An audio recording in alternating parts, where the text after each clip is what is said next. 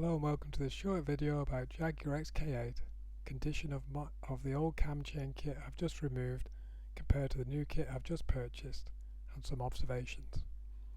This is episode 16 in my series of short videos showing how I've placed my cam chain tensioner kits. Okay, so my old cam chain kit is now off. Hooray! Halfway. The car's done just under 80,000 miles. It's a 1996 car, so they're quite old, but I was very surprised how at the condition of them, to be honest.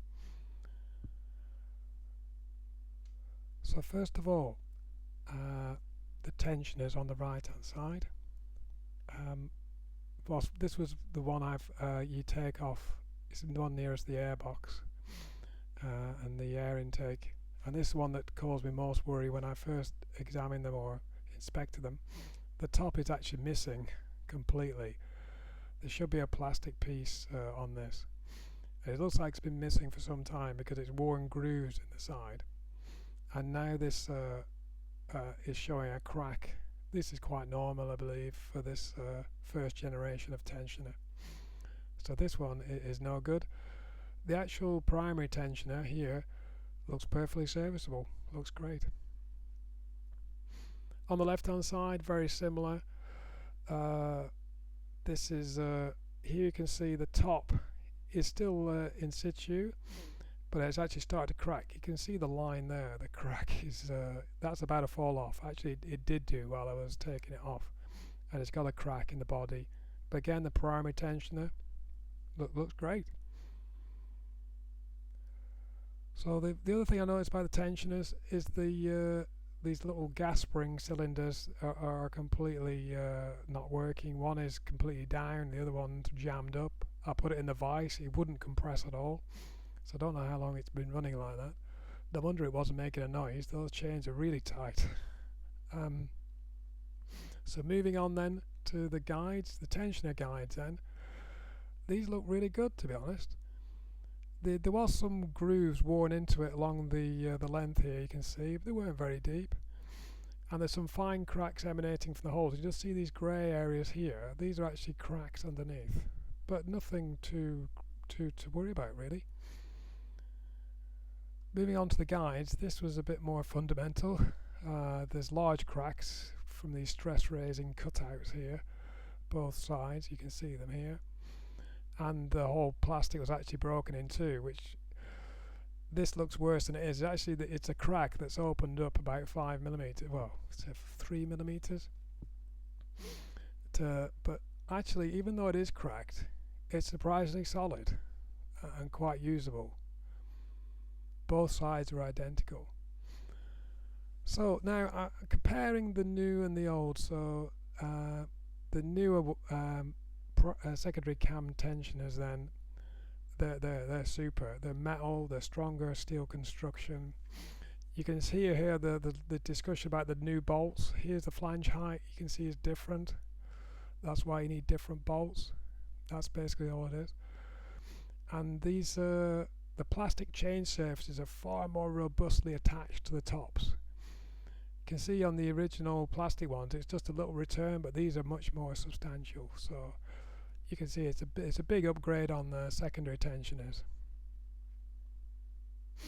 Moving to the primary tensioners, as I say, it was quite serviceable. I mean, you could have carried on running this, I believe. But the new one is even stronger. Look at this; it's like it's really, really strong. Again, the bolt flange height is going to be different, but it's a definitely upgrade. Whether it's needed or not, it's debatable. Okay, then comparing the guide differences then. So the old ones, these ones were cracked down the middle. You can see the new one is it's got a lot thicker steel construction but a very thin plastic surface. Now the old ones, this plastic is actually fully encasing the metal, whereas the new ones, this thing is just clipped on top. And it's actually quite a bit narrower. If you see here, the old one's quite wide, the plastic's quite thick. The new one's it's longer and narrower, and obviously it's not encapsulating the steel. If you see on this video now,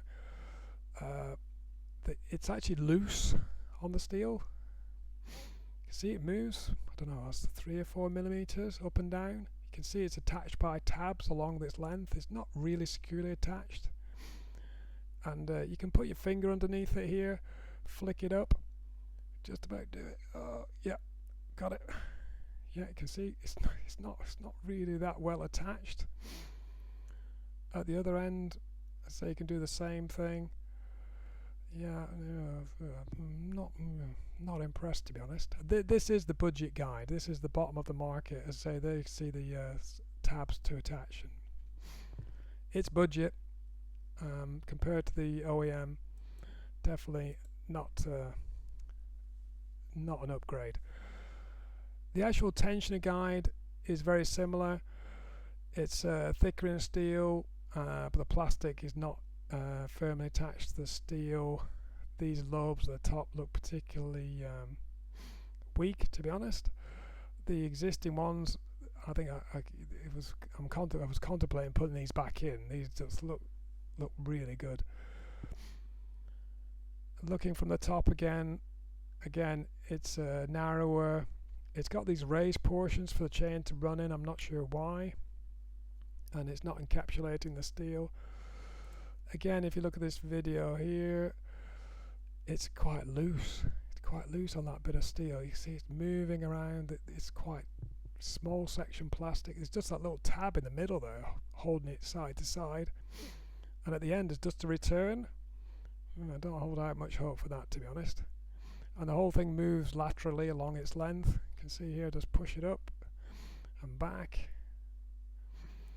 Yeah, these are the budget tensioner guides. Yeah, I'm not quite sure about those. So those were the ones that were in my kit. Now the chains themselves, the new and the old chains look very, very similar. The new chains are ever so slightly narrower. I only noticed that because the old chains wouldn't go inside those grooves on the new guides. But it's a very small amount. I don't think there's anything to worry about. I think the chain is slightly higher quality on Jaguar than my replacement one, but it probably won't notice the difference. So in summary, condition: secondary tensioners completely unserviceable. Caught them just in time. That was a big disaster, going to happen any moment. Primary tensioners perfectly okay. The guides badly cracked, but still substantial, and but dare I say it's serviceable. The tensioner guides, small cracks, but basically they were okay, and the chains are okay. So really, in summary, if you're on a budget, maybe just changing the secondary tensioners at the top of the engine, it's the easy one to do, is not too bad a deal, to be honest. But I'm committed to doing it now, and we're going to get it all done properly. The new to old summary then. There's big improvements on the new kit. You know, those tensioners are really substantial. I think the chain's going to be okay.